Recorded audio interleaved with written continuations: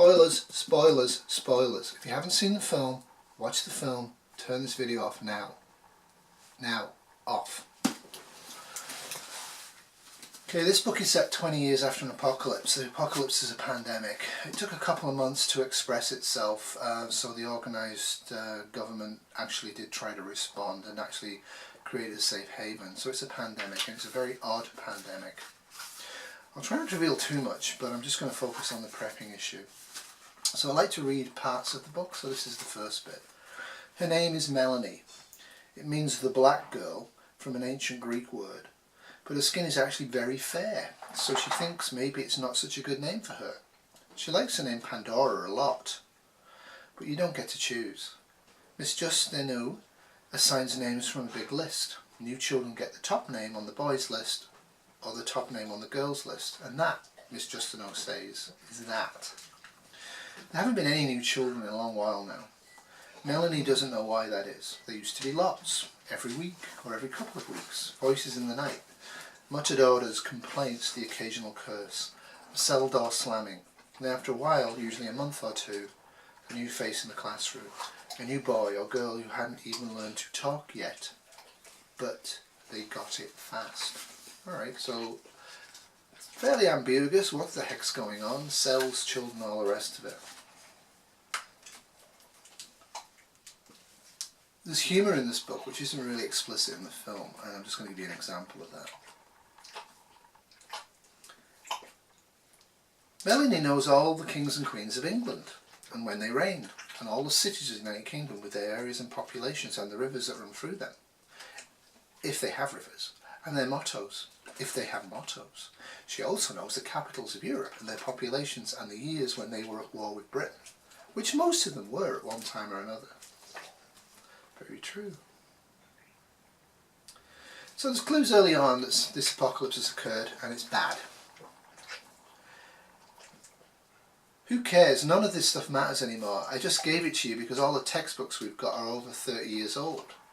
Melanie persisted because she knew that Birmingham was the biggest city in England after London, and she wanted to be sure she had the numbers exactly right. But the census figures from, she said, Mr. Whittaker cut her off. Jesus, Melanie, it's irrelevant. It's ancient history. There's nothing out there anymore. Not a damn thing. The population of Birmingham is 0. So it's possible, even quite likely, that some of Melanie's lists need to be updated in some respects.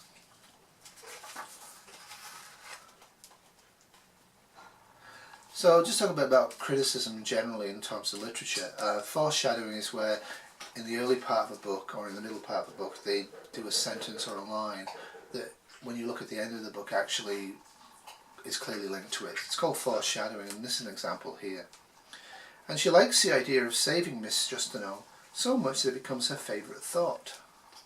So no surprise she does save Miss Justineau later on. I went over there, I just grabbed what I could find. Would have felt like vandalism before the breakdown, but the wildflowers are doing okay for themselves these days, so I just thought, what the hell.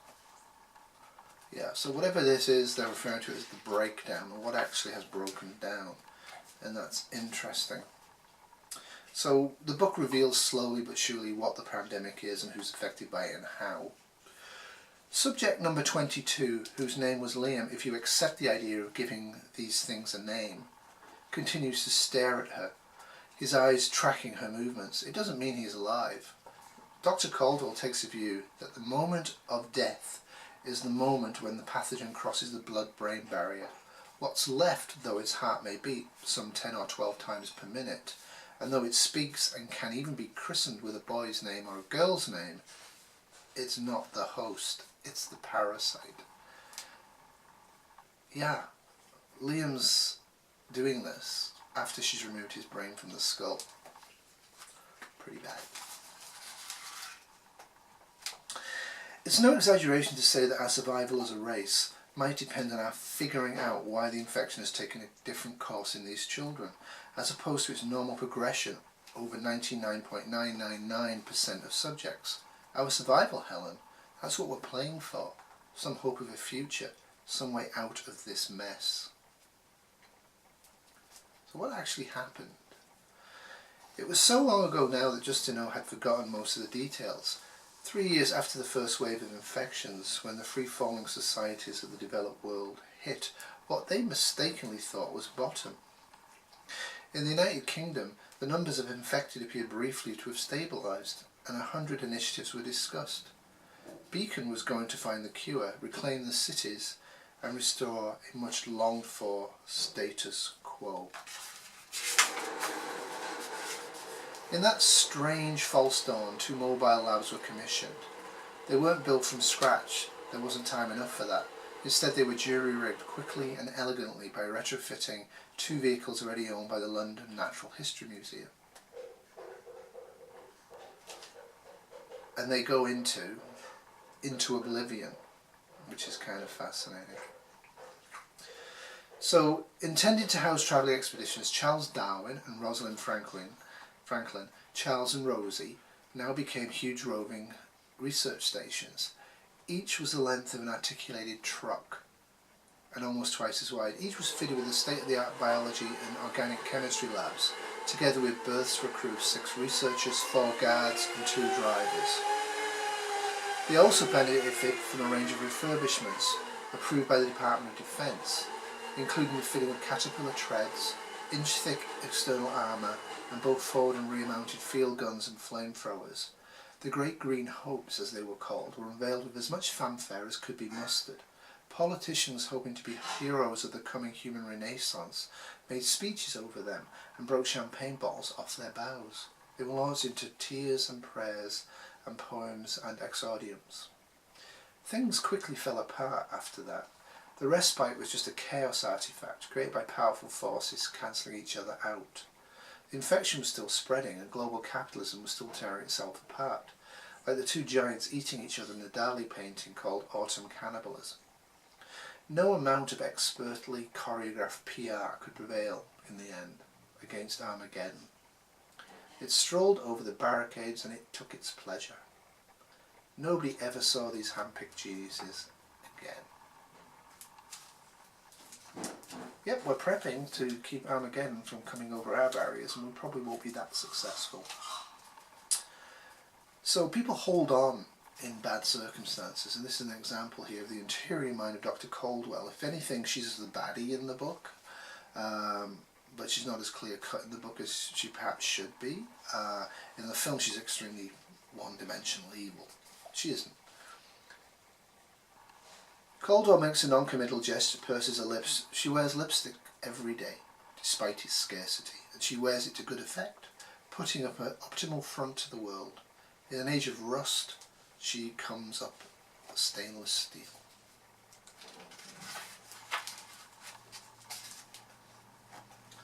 So it's revealed eventually that the breakdown is actually a pandemic, and it's a fungal pandemic, similar to fungal pandemics of ants. As it was, we had to wait a little while. In the chaos of those first few weeks, a great many things were lost. Any testing that was being done on the first victims was curtailed when those victims attacked, overpowered, and fed on the physicians and scientists who were examining them. The exponential spread of the plague ensured that the same scenario was played out again and again. And of course, the men and women who could have told us the most were always, by the nature of their work, the most exposed to infection. This is absolutely true. Expecting a pandemic with large-scale death and rapid spread, healthcare to not just collapse but to be decimated, expect the scientific brains who can fix the issue potentially to be the early victims. We will mostly as a species have to hope for the best and wait it out. So I'm going to do a video on the pandemic in the house and stuff like that soon.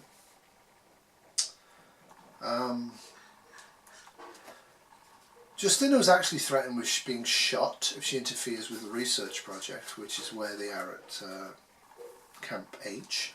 Camp H is actually Hendon, area of Hendon, which is revealed in the book, which I found kind of interesting, why they picked there.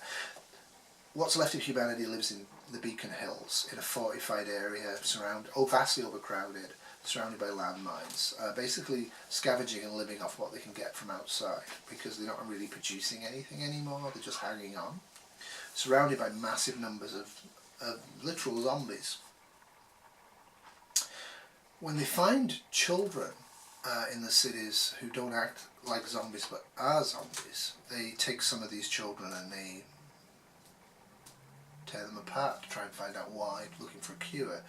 That doesn't work very well. So what they do is they take some of them and see if they can learn, and they actually have teachers there to teach them to see what happens to the pathogen and also to the victim when they get taught, which is interesting. Now, I think it is in the film if you look for it, but in the book it's very clear.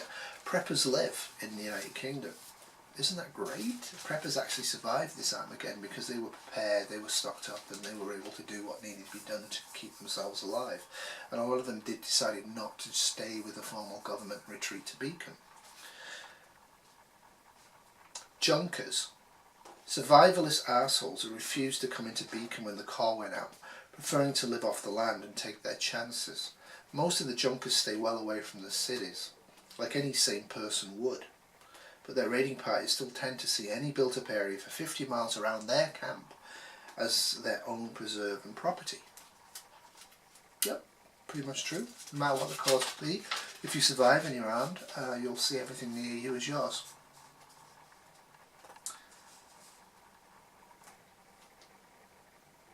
Ongoing SHTF fall of society will have implications for survival and rebuilding.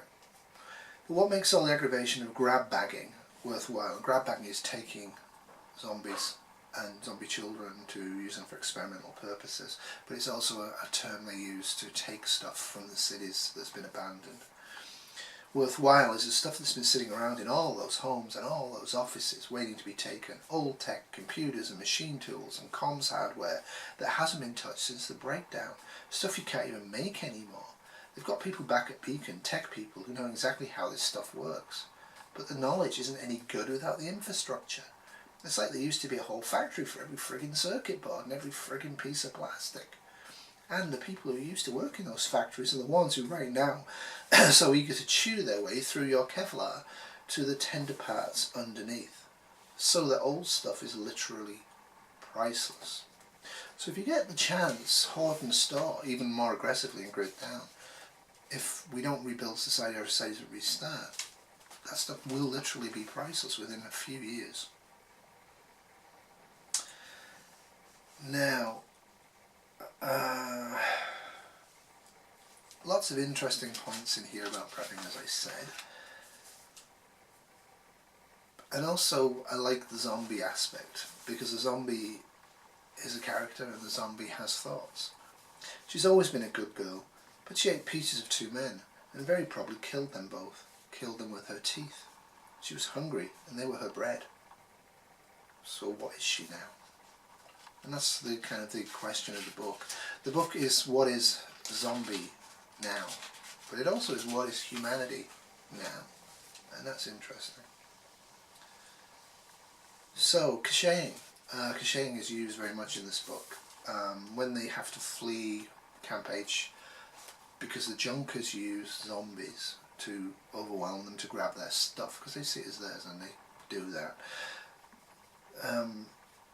They flee in a truck, a few of them that make it. OK, he says, here's what we'll do. There's a stream a couple of clicks west of here that's still running clean last I heard. We'll drive there first, pick up some water. Then we go to one of the supply caches and get ourselves provisioned. We need food and e-blockers, mainly, but there's a lot of other stuff that could be pretty useful. Yep, caching's pretty useful if you have to flee. If you have to bug out and you have to run away from your supplies and your home, do make sure that you have stuff buried and that you can retrieve it and you can live off it, because it's kind of important, more than carrying it, to actually be able to resupply it.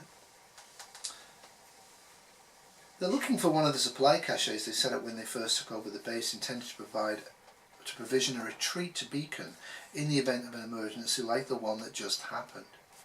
The cache would have contained food, guns and ammunition, medical supplies, tubes of e-blocker gel, that's to stop human smell attracting zombies, purification tablets, maps, comms, gear, ultralight blankets, everything they could possibly need.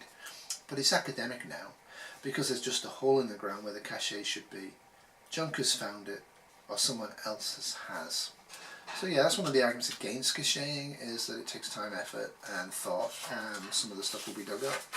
Except that, have multiple small caches, so if some gets taken, most of it won't.